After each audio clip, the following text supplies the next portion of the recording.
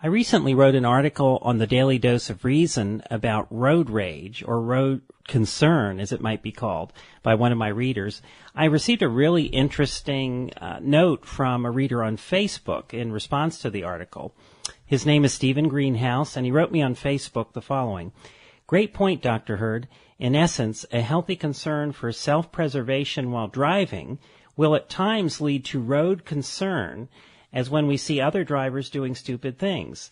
He says this acts as a reminder that defensive driving, that is being in full mental focus on the task of driving, including an awareness of other drivers and what they are doing, is our own responsibility and must take priority for those who value their own life. Well, of course, that's absolutely right. When we're operating a road on the highway, we're acting on the premise of rational self-interest. And the example I gave in the article, in case you don't remember, in case you didn't read it, was about a woman. I was on the highway recently with cars going about 80 miles an hour, and there was a woman she had been on the side of the highway. I don't know why. It didn't look like there was a flat tire or anything like that. She had just pulled over for some reason on the freeway, and she was getting back into traffic right around the time that I was coming by her in the right lane. And as she was getting into traffic, she wasn't looking up. There was a whole 3, 4, 5 seconds that I witnessed her looking down at something. I don't know if it was a Big Mac or if it was probably was her text or cell phone or texting. And she was just looking at that rather than looking at the road where she was trying to merge with 80 mile an hour traffic, which is at best, even with your full focus, is a dangerous thing to be doing. So that's just, that led me to thinking about how road rage or road concern, I don't think I said that in the article, but Mr. Greenhouse here did coin that term, and I like it. Road concern is a perfectly valid or rational psychological experience that one can have, because there's a lot of stupid things people do on the road. Now, in his note to me, Mr. Greenhouse said something that I found even more interesting. Let me see here. He writes, thus, mutual self-interest is what makes driving a car possible. I agree. The woman in my example, assumes that others operate from self-interest and falsely assumes that because of this, she does not need to exercise this virtue. It's a little bit like the thief who gets upset when he discovers that he has been robbed. Well, that is right on the mark, Stephen. I couldn't agree more, because this woman was counting on a widely decried principle known as self-interest. I mean, everybody from the Pope to the President and your Sunday school teacher and everybody in between, they're all screaming against what they call the evil of self-interest. But when you think about it, when you're driving on the road, that's what everybody's depending on. You're counting on everybody else to be taking care of themselves. When I get angry at a person like that on the highway, the last thing I say and the last thing I think of is how selfish they are. The thing that I think, and sometimes even say aloud if I'm by myself in the car, is, for God's sake, where is your self-preservation? Where is your self-interest? Sometimes I want to say instinct, but I know it's not an instinct. This is obviously not something people are born with. If they were, everybody would have it, and it wouldn't be so widely decried.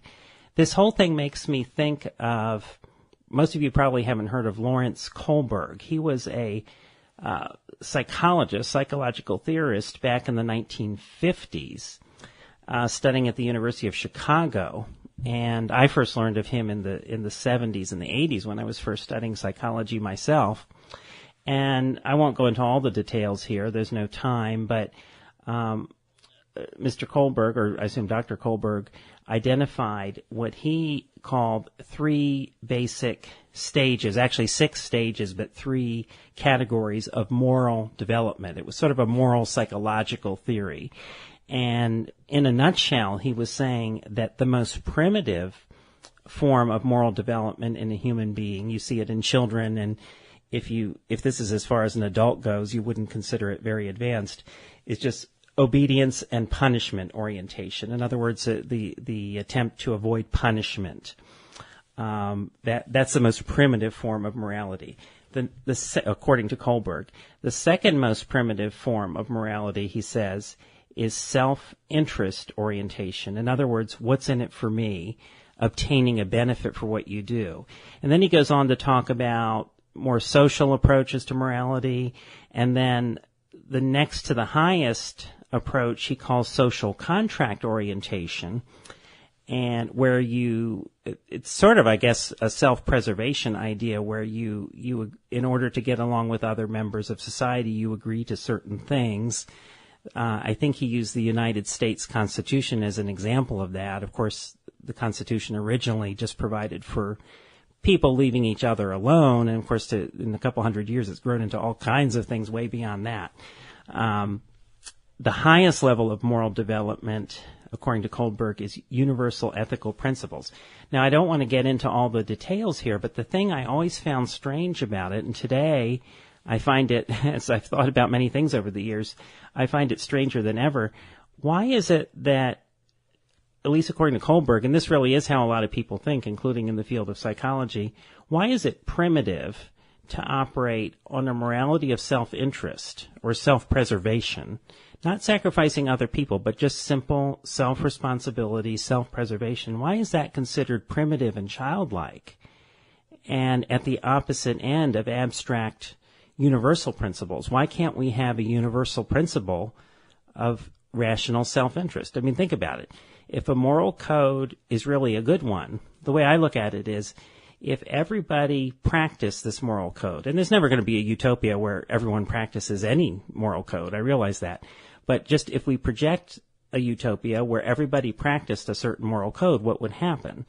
Well, if everybody practiced a moral code of rational self-preservation, kind of like most of us do and we're supposed to do, not that lady pulling into traffic that day, but most of us purportedly do on the highway, then it would be a pretty beautiful world, wouldn't it? You know, and again, I'm not looking for utopia here. I'm just trying to figure out what is the most rational way to live. What would be the most moral principle that we could live by? And Kohlberg is completely wrong as far as I'm concerned, and yet this is really where most people are stuck. They feel like on the one hand they can be self-interested, but that's primitive, that's childlike, that's, heaven forbid, selfish, that's wrong. Or you have these abstract moral principles, but they really involve just, giving up yourself. It makes no sense. I mean, try to think of the highway. The way we operate on the highway when we're acting properly is really how we should act in life. We should take care of ourselves first and foremost. When you get on an airplane, they talk about that too. Those things you probably don't listen to, those little speeches they give where, you put the oxygen mask over your mouth, which hopefully you'll never have to do. But they emphasize put it over your own mouth even before your own child's, because you have to be able to breathe before you can help anybody else. So even if helping is your primary concern, you're not of much help to other people if you haven't taken care of yourself, if you're dead on the highway. Not to imply that I think our first job is to take care of other people, but even if you think it is, how do you plan to do that if you don't take care of self-preservation first?